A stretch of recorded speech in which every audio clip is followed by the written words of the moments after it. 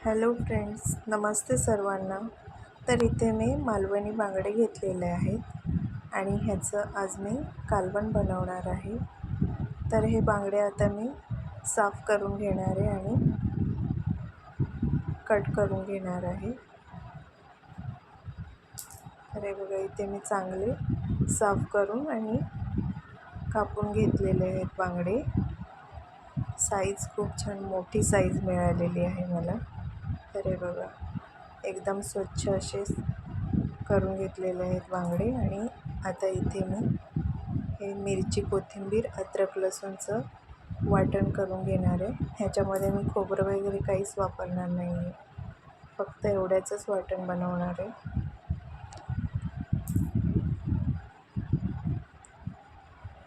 वाटण झालेलं आहे आणि आता इथे मी तेलामध्ये फोडणीला लसूण टाकलेलं आहे आणि त्यामध्ये 3 ते 4 त्रिफळं टाकलेली आहेत. त्यानंतर हे मिरची, कोथिंबीरीचं वाटण मी ह्याच्यामध्ये टाकून परतून घेणार आहे. त्यानंतर टोमॅटो टाकलेला आहे आणि छान हा मऊ शिजल्यानंतर मग ह्याच्यामध्ये मी मीठ टाकून घेतलेलं आहे आणि हळद टाकून घेतलेली आहे आणि घरगुती मसाला टाकणार आहे मी. तर बघा, इथे मी घरगुती मसाला टाकून घेतला ह्याच्यामध्ये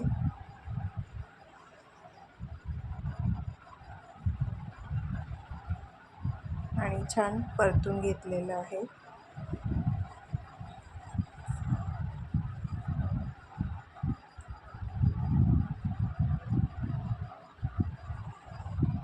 त्यानंतर मी हे वाटणाचं पाणी होतं ते ह्याच्यामध्ये टाकून घेतलेलं आहे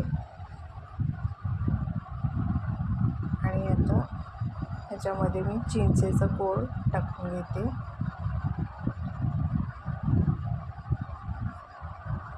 आणि त्यानंतर किती कालवण म्हणजे रस्सा किती पाहिजे तेवढं पाणी टाकून घेतलं आहे मी.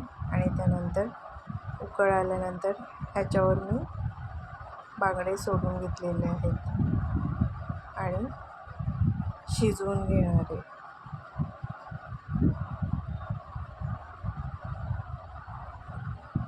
त्यानंतर हे बघा, झाकण ठेवते आणि 5 ते 10 मिनिटं शिजवून घेतलं आहे. तर तुम्ही बघू शकता किती छान असं बांगड्याचं कालवण तयार आहे आणि हे भाताबरोबर किंवा भाकरीसोबत खूप छान लागतं. मी रस्सा थोडा पातळच बनवलेला आहे.